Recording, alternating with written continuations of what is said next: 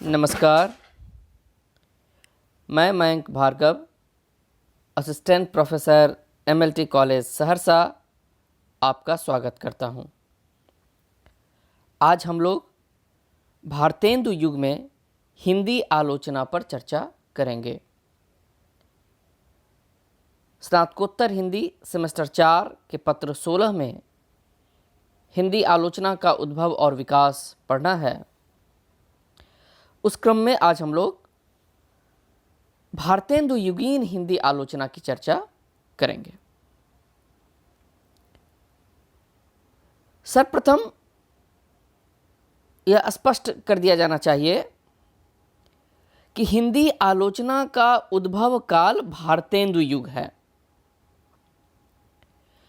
यद्यपि बीज रूप में इससे पहले भी हिंदी आलोचना के सूत्र तलाशे जाते हैं।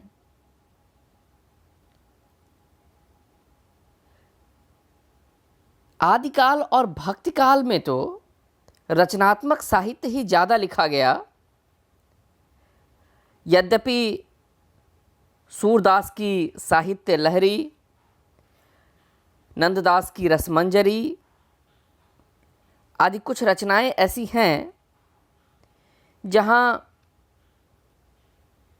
आलोचनात्मक वृत्ति तलाशी जाती है, परंतु लक्षण ग्रंथों की जो परंपरा मिलती है, 16वीं शताब्दी में कृपाराम की हित तरंगिणी आ गई थी, उसके बाद केशव भी मिलते हैं, परंतु चिंतामणि त्रिपाठी से संवत 1900 तक यानी 200 साल का जो रीतिकाल का समय है, उसमें लक्षण ग्रंथों की अखंड परंपरा मिलती है और आलोचकों ने वहां हिंदी आलोचना को पहचानने की कोशिश की है। इन लक्षण ग्रंथों में काव्य निरूपण किया गया, परंतु चूंकि रीतिकाल के अधिकांशतः आचार्य और कवि एक थे, उनमें आचार्यत्व और कवित्व का एकीकरण हो गया था। इससे आलोचना विकसित नहीं हो पाई।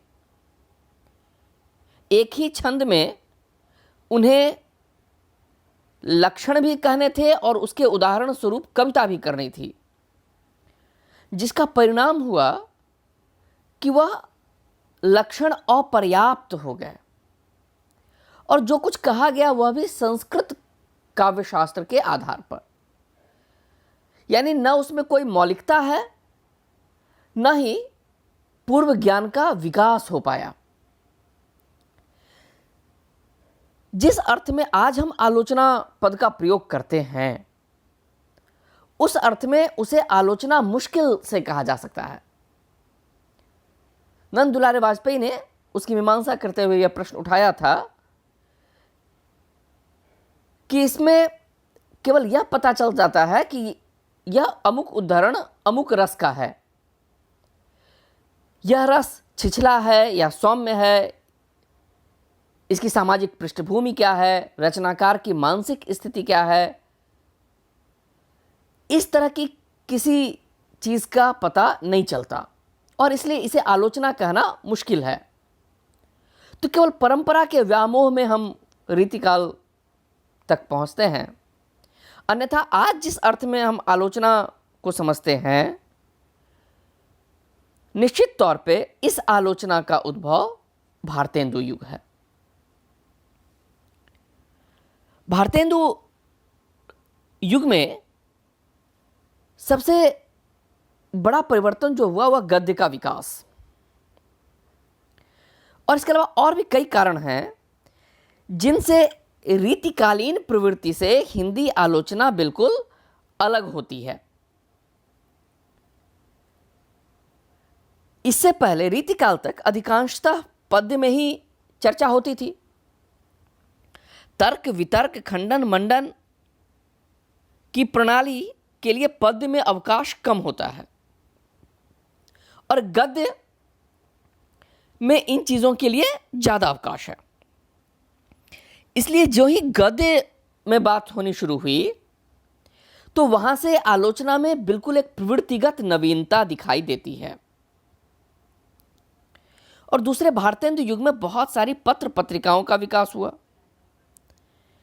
और एक महत्वपूर्ण परिवर्तन हुआ कि रीतिकाल में जो कविता के श्रोता थे वो राज दरबारों के सहृदय श्रोता हुआ करते थे, या एक संभ्रांत कुलीन वर्ग ही उसका श्रोता होता था।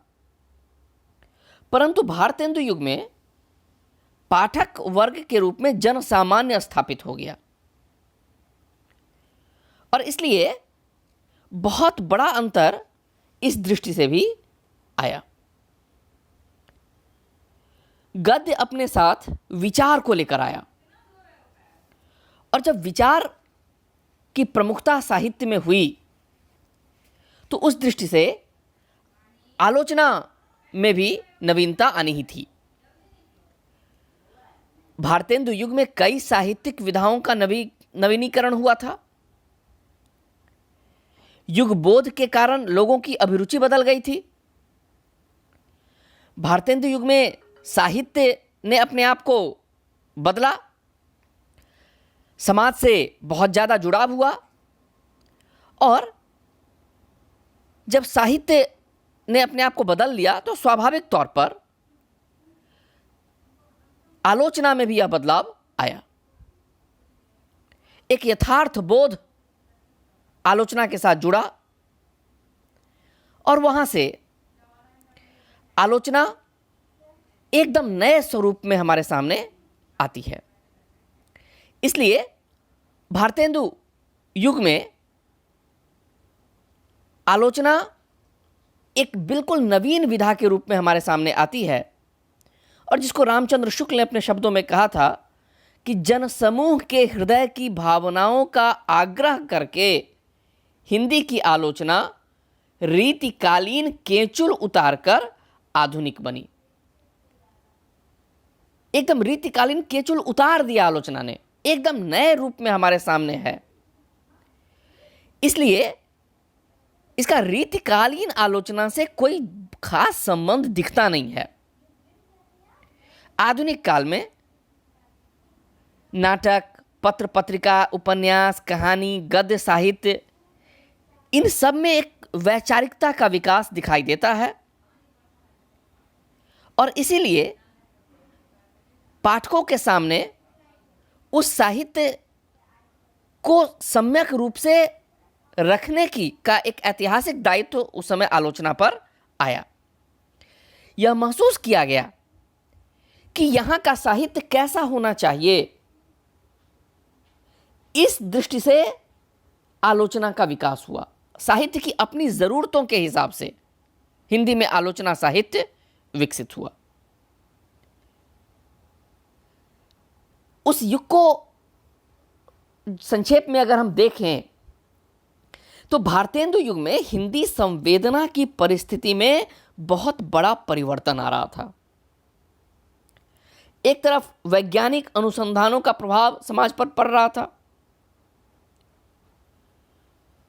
पूंजीवाद विकसित हो रहा था, सामंतवाद के बाद का चरण पूंजीवाद आया था भारतवर्ष में, औद्योगिक क्रांति का प्रभाव पड़ना प्रारंभ हो गया था भारत के समाज पर और विशेषकर हिंदी समाज इससे प्रभावित हो रहा था। याद करें कि अंग्रेजी सत्ता से जो पहला ताल्लुकात बना था वह तत्कालीन बंगाल का और उससे सटे हमारा हिंदी प्रदेश है, तो उसका सीधा प्रभाव इस पर पड़ा। औद्योगिक क्रांति का प्रभाव हुआ और नवजागरण की चेतना प्रारंभ हुई हिंदी प्रदेश में। यद्यपि नवजागरण कब से प्रारंभ हुआ इस संबंध में कई मत हैं, परंतु भारतेंदु युग नवजागरण का प्रमुख चरण था और जब यह नवजागरण आया एक यथार्थ बोध के साथ, लोगों की आंखें खुली, अपनी स्थिति का पता चला और जिस वैषम्य का सामना करना पड़ रहा था उसको बदलने के लिए ये लोग उत्सुक हुए, तो उससे एक राष्ट्रीय एकता का भाव भी विकसित हुआ। लगा कि भाई पूरे हिंदी प्रदेश में ही नहीं, पूरे भारत में गरीबों की स्थिति एक जैसी है और इस गरीबी का कारण साम्राज्यवाद है। इसे पहचान लिया गया कि हमारी गरीबी अंग्रेजी साम्राज्यवाद के कारण है और इसके कारण एक राष्ट्रीय एकता का भाव विकसित हुआ। पश्चिमी साहित्य, पश्चिमी समाज, पश्चिमी जीवन से परिचय होने के बाद जनतांत्रिक जीवन व्यवस्था का स्वप्न देखा जाने लगा। स्वतंत्रता, समानता, बंधुता के स्वप्न अंकुरित हुए और सबसे बड़ी बात यह हुई कि विचार स्वातंत्र दिखाई देने लगा। राजनीतिक रूप से हम गुलाम थे उस समय, परंतु थोड़ा श्रेय देना होगा पश्चिमी शिक्षा व्यवस्था को भी। उसके प्रभाव से और भारतीय चिंतन धारा, इन दो का जब समन्वय होता है पश्चिमी शिक्षा व्यवस्था से, तो उससे एक विचार स्वातंत्र की भावना यहां आती है और धीरे धीरे जीवन के प्रति बौद्धिक एवं उपयोगितावादी दृष्टिकोण विकसित हुआ। और इन सबका प्रभाव यह हुआ कि आधुनिक साहित्य दृष्टि सामाजिक उत्तरदायित्व की भावना से संपन्न हुई। इस सामाजिक उत्तरदायित्व के कारण साहित्य में रचना और आलोचना दोनों प्रभावित हुए और भारतेंदु युगीन आलोचना पर इस सामाजिकता का बहुत गहरा प्रभाव दिखाई देता है। तो ये सब ऐसी स्थितियां थीं जिसके कारण भारतेंदु युग में हिंदी आलोचना विकसित होती है और इसका श्रेय खुद भारतेंदु को जाता है। भारतेंदु के लेखन में हिंदी के कई गद्य रूपों का विकास पहचाना जा सकता है। तो उसी प्रकार हिंदी आलोचना का भी श्रेय भारतेंदु हरिश्चंद्र को है। भारतेंदु की चर्चा करने से पहले भारतेंदु युगीन आलोचना की जो सामान्य प्रवृत्तियां हैं, पहले उनको हम लोग संक्षेप में देख लें और फिर उसके बाद भारतेंदु की चर्चा करेंगे।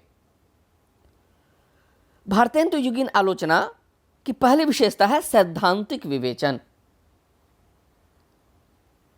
खुद भारतेंदु का निबंध है नाटक, जहां से सैद्धांतिक आलोचना की शुरुआत होती है। भारतेंदु युग में नागरी प्रचारणी पत्रिका में साहित्यकारों के जीवन के बारे में लेख प्रकाशित हुए। प्राचीन काल की जो रचनाएं थीं उनका रचना काल निर्धारित होने लगा। शोध पर बल हुआ, रचनाओं को ढूंढा जाने लगा। एक बहुत विस्तृत प्रयत्न दिखाई देता है नागरी प्रचारणी सभा के माध्यम से, नागरी प्रचारणी पत्रिका के माध्यम से, जिसमें बहुत वैज्ञानिक पद्धति से हिंदी साहित्य को देखा जाने लगा और कई लेख व्यवस्थित तरीके से प्रकाशित हुए। नागरी प्रचारणी सभा ने इस संदर्भ में बहुत बड़ा काम किया। तो उससे व्यावहारिक समीक्षा का प्रारंभिक रूप हमें दिखाई देता है भारतेंदु युग में। तीसरी प्रमुख प्रवृत्ति है इस युग की आलोचना की कि इसमें साहित्य का इतिहास लिखने की प्रवृत्ति शुरू हुई। शिव सिंह सरोज में प्राचीन कवियों का जीवन परिचय और रचनाएं लिपिबद्ध हुई और फिर पत्र पत्रिकाओं के माध्यम से पुस्तक समीक्षा की प्रवृत्ति दिखाई देती है। इन सभी प्रवृत्तियों पे हम लोग चर्चा करेंगे। तो सबसे पहले चर्चा सैद्धांतिक आलोचना से हम लोग शुरू करते हैं।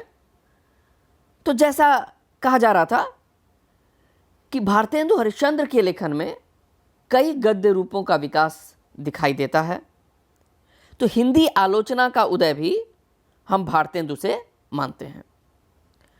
1883 में उनका एक निबंध आया था जिसका शीर्षक था नाटक। बल्कि उस निबंध में सैद्धांतिक तथा व्यावहारिक दोनों आलोचनाओं का सूत्र पहचाना जा सकता है। 60 पृष्ठों का लंबा निबंध है वह, और उसमें भारतीय नाट्य परंपरा का संक्षिप्त इतिहास दिया गया है। रामस्वरूप चतुर्वेदी ने अपनी पुस्तक हिंदी गद्य विन्यास और विकास में पहचाना है कि यह संयोग से अधिक है कि हिंदी आलोचना की व्यवस्थित शुरुआत नाटक विधा की आलोचना से होती है। रामचंद्र शुक्ल का प्रसिद्ध वाक्य है कि विलक्षण बात यह है, आधुनिक काल जैसे ही खुलता है उनके यहाँ तो लिखा है उन्होंने कि विलक्षण बात यह है कि आधुनिक गद्य साहित्य की परंपरा का प्रवर्तन नाटकों से हुआ। तो जब आधुनिक काल का प्रारंभ नाटक से होता है तो यह बहुत अच्छी बात है, बहुत स्वाभाविक बात है कि हिंदी आलोचना का प्रवर्तन भी नाटक से जुड़कर हो, और भारतेंदु ने नाटक नामक निबंध लिखकर इस आलोचना की विधिवत शुरुआत की। और उस निबंध में हिंदी आलोचना के मानक तय कर दिए भारतेंदु ने।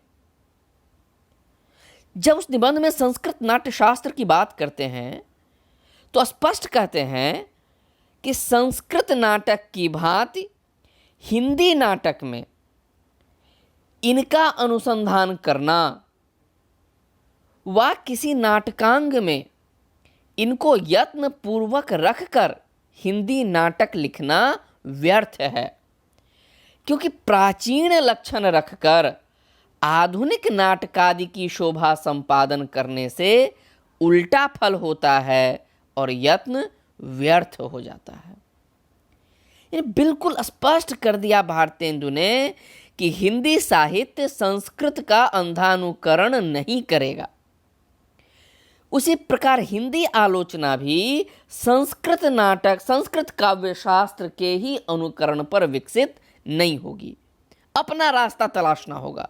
एक बहुत संतुलित और एकदम नई दृष्टि भारतेंदु के इस निबंध में दिखाई देती है, और बहुत प्रसिद्ध निबंध है यह। बहुत व्यवस्थित तरीके से भारतेंदु ने इसमें अपनी बातें रखी हैं। कई नई नई स्थापनाएं उन्होंने इसमें दी।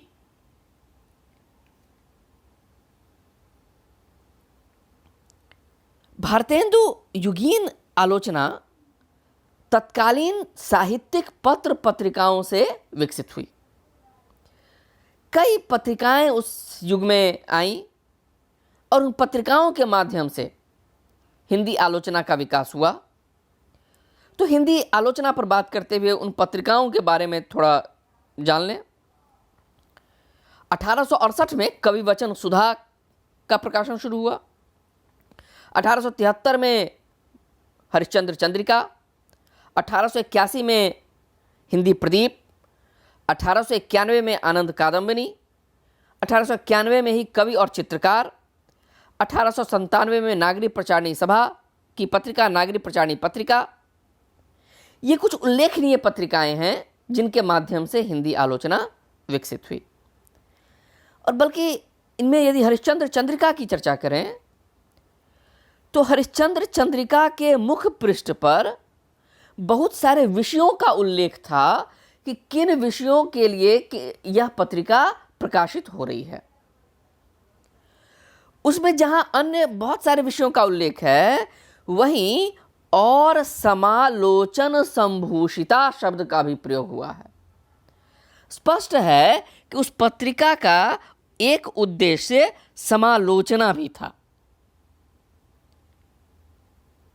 और वहां से इन पत्र पत्रिकाओं के माध्यम से हिंदी आलोचना विकसित हुई। जैसा सैद्धांतिक आलोचना की बात करते हुए हम लोग ने कहा कि भारतेंदु के नाटक निबंध से उसकी शुरुआत होती है, तो व्यावहारिक आलोचना के लिए बालकृष्ण भट्ट और बद्री नारायण चौधरी प्रेमघन, इन दो महानुभावों का नाम प्रमुख है। किसी संपूर्ण कृति के गुण दोषों की समीक्षा का कार्य हिंदी में बद्री नारायण चौधरी प्रेमघन और बालकृष्ण भट्ट के द्वारा प्रारंभ हुआ। 1885 में आनंद कादंबनी में बद्री नारायण चौधरी प्रेमघन ने बाबू गदाधर सिंह द्वारा किए गए बंग विजेता नामक बंगला उपन्यास के हिंदी अनुवाद की आलोचना प्रस्तुत की थी। और 1886 में लाला श्रीनिवास दास के नाटक संयोगिता स्वयंवर की समीक्षा बालकृष्ण भट्ट ने अपने पत्र हिंदी प्रदीप में प्रकाशित की और बद्री नारायण चौधरी प्रेमघन ने आनंद कादंबनी में। बल्कि प्रेमघन ने जो लाला श्रीनिवास दास के नाटक संयोगिता स्वयंवर की समालोचना आनंद कादंबनी में की है, तो ऐसा लगता है कि इससे पहले कुछ लोगों ने उसकी आलोचना की थी। क्यों? हालांकि उनके बारे में अभी तक शोध हो नहीं पाया है, या मुझे ज्ञात नहीं है, शोध ऐसा नहीं कहा जा सकता कि मेरी कम नज़री में मुझे अभी तक पता नहीं चल पाया है।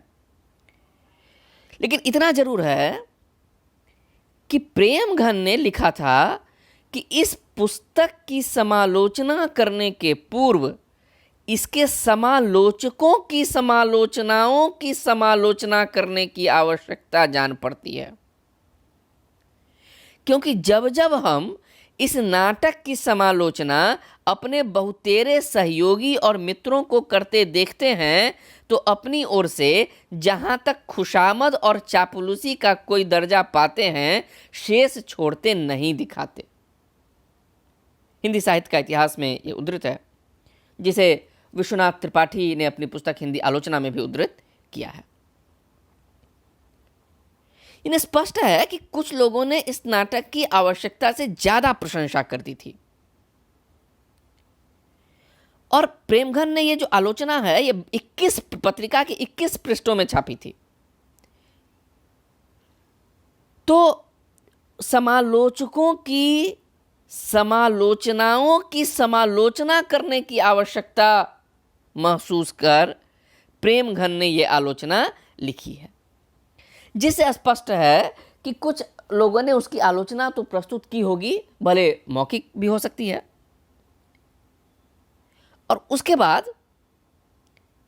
संयोगिता स्वयंवर की ही एक बहुत कड़ी आलोचना हिंदी प्रदीप में बालकृष्ण भट्ट ने की, जिस आलोचना का शीर्षक ही था सच्ची समालोचना। बहुत कटु शब्दों में वो आलोचना की गई थी, लेकिन उस आलोचना को हम लोग याद करते हैं क्योंकि उस आलोचना में आलोचना की आधुनिक कसौटी दिखाई देती है। बालकृष्ण भट्ट ने यह लिखा कि केवल पुराने समय के ऐतिहासिक पुरावृत्त की छाया लेकर नाटक लिख डालने से ही कोई नाटक ऐतिहासिक नहीं हो सकता। बहुत आधुनिक दृष्टि है यह कि किसी विख्यात राजा या रानी की कहानी कह देने से ही कोई नाटक ऐतिहासिक नहीं हो जाएगा। यह ध्यान रखना होगा कि उस समय लोगों के हृदय की क्या दशा थी, उसका ऐतिहासिक कथानकों में उपयोग कैसे किया गया, पात्रों में स्वाभाविकता और जीवंतता आई या नहीं आई, और इन कसौटियों से उन्होंने आलोचना की। तो इन आधुनिक कसौटियों के कारण बालकृष्ण भट्ट की यह आलोचना बहुत महत्वपूर्ण है। यूं भट्ट जी की आलोचना एक और महत्वपूर्ण है जो उन्होंने श्रीधर पाठक के द्वारा अनुदित गोल्ड स्मिथ की कृति हर्मिट की आलोचना भी हिंदी प्रदीप में प्रकाशित की थी।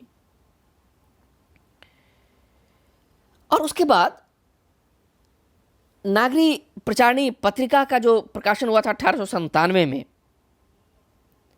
वहां से हिंदी आलोचना को बहुत गंभीर रूप प्राप्त हुआ। आलोचना का एक महत्वपूर्ण काम अनुसंधान और अनुशीलन भी है। प्रायः शोध और आलोचना को अब भी आज की दृष्टि में भी बिल्कुल अलग अलग समझा जाता है, पर वास्तव में ऐसा है नहीं। देवीशंकर अवस्थी ने भी इस ओर ध्यान आकर्षित किया था कि एक अच्छा शोध आलोचना की कसौटियों पर भी खड़ा उतरना चाहिए और एक अच्छी आलोचना को शोधात्मक वृत्ति से भी संपन्न होना चाहिए।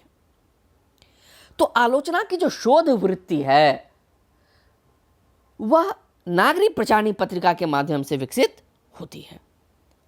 नागरिक प्रचारणी सभा का गठन ही हिंदी साहित्य को बहुत ठोस दृष्टि से देखने के लिए हुआ था। भाषा की सेवा की भावना उसके पीछे प्रमुख थी।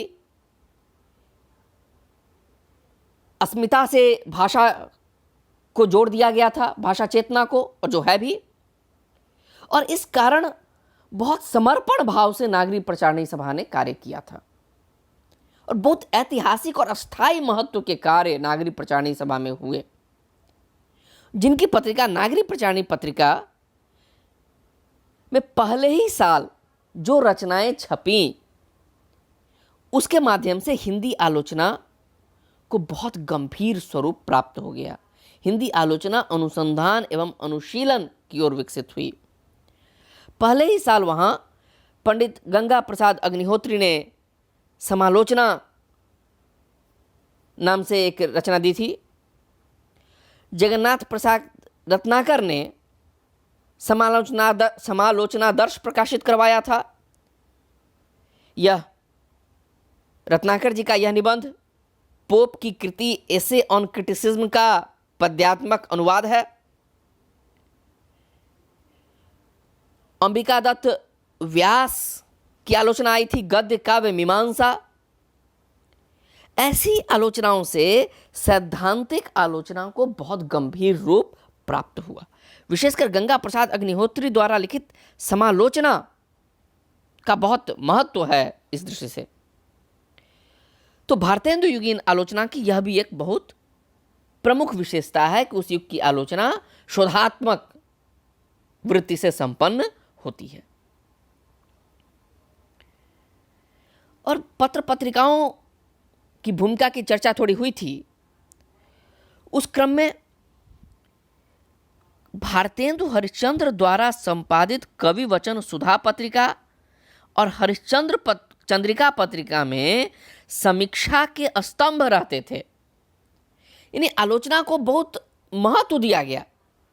उस युग में समीक्षा के स्तंभ के माध्यम से लगातार आलोचना प्रकाशित होती चली गई।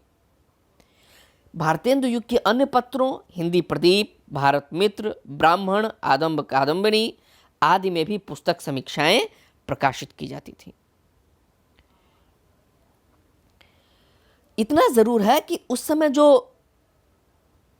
प्रकाशित होती थी ये आलोचना, उसका स्वरूप बहुत कुछ पुस्तक परिचय जैसा हुआ करता था। होता यह था कि पुस्तक प्राप्त होने की सूचना छापने के साथ कुछ टिप्पणियां भी छाप दी जाती थीं और यहीं से पुस्तक समीक्षा का विकास होता है। लेकिन बाद में उनका स्तर धीरे धीरे गंभीर होता चला गया और विशेषकर हिंदी प्रदीप इस दृष्टि से, क्षमा चाहूँगा मेरी गलती से टाइपिंग की गलती है, इसमें ईद की जगह इस पढ़ा जाए। हिंदी प्रदीप इस दृष्टि से सर्वाधिक समृद्ध माना जाता है। कई आलोचनाएं वहां प्रकाशित हुई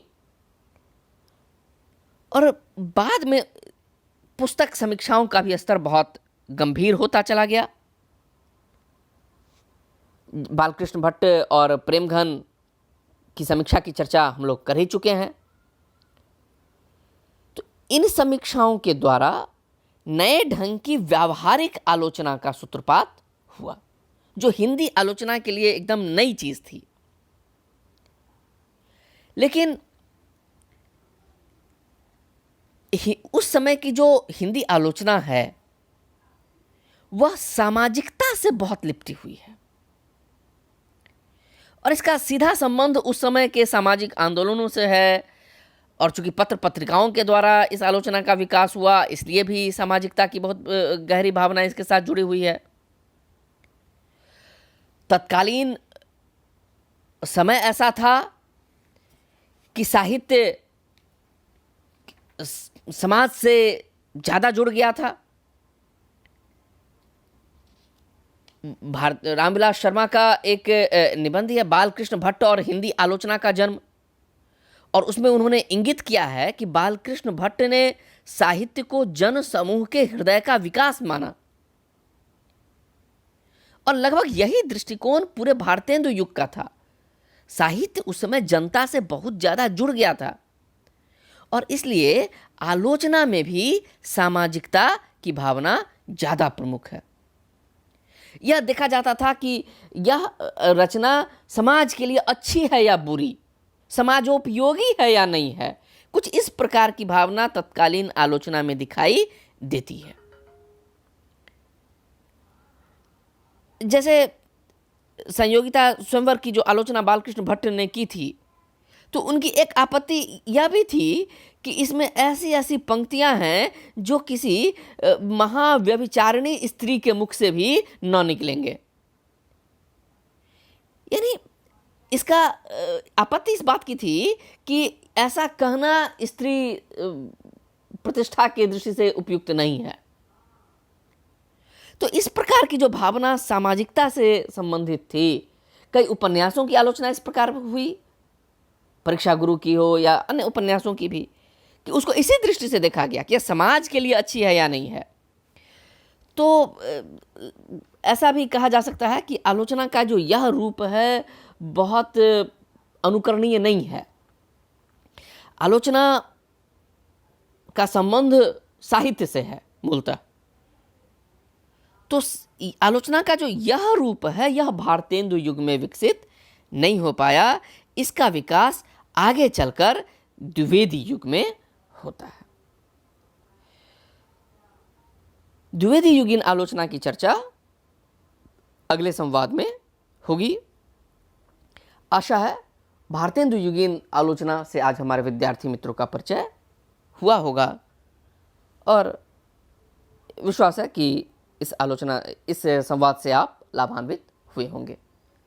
आपके सहयोग के लिए, साथ बने रहने के लिए बहुत बहुत धन्यवाद, आभार।